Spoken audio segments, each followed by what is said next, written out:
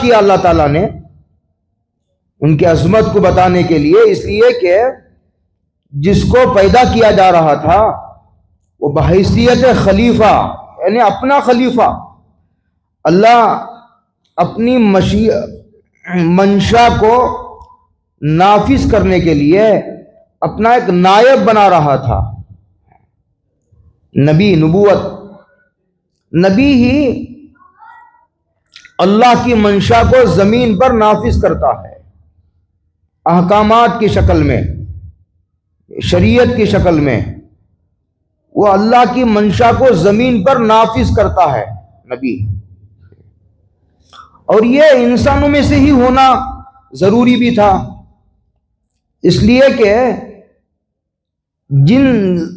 جس مخلوق کے درمیان کام کرنا تھا اسی جنس سے اس کا ہونا بہت ضروری اور مناسب بھی تھا۔ فرشتہ تھا، فرشتہ کھاتا بھی نہیں، فرشتہ پیتا بھی نہیں، فرشتہ سوتا بھی نہیں، اور فرشتے کو بیوی کی بھی ضرورت نہیں، اور فرشتہ بیمار بھی نہیں ہوتا، فرشتہ پریشان بھی نہیں ہوتا۔ تو ایسی مخلوق کو اگر آئیڈیل بنا دیا جاتا انسانوں کے لیے، جو انسان کے جذبات کو بھی نہ سمجھ سکے، جو انسان کے درد کو نہ سمجھ سکے، بیماری صحت کیا ہے اسے معلوم نہیں،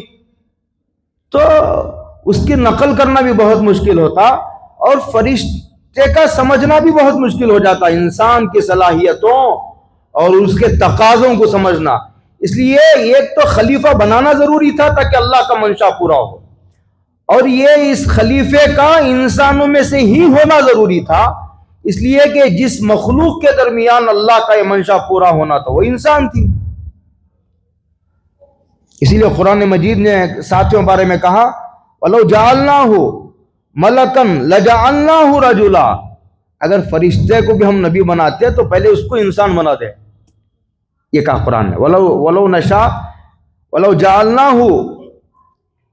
مَلَكًا لَجَعَلْنَاهُ رَجُلًا۔ بہت بڑا مقام ہے کہ اللہ تعالیٰ نے انسان کو اپنا خلیفہ بنایا ہے۔ یہ عجیب نادانی ہے، حماقت کہی ہے،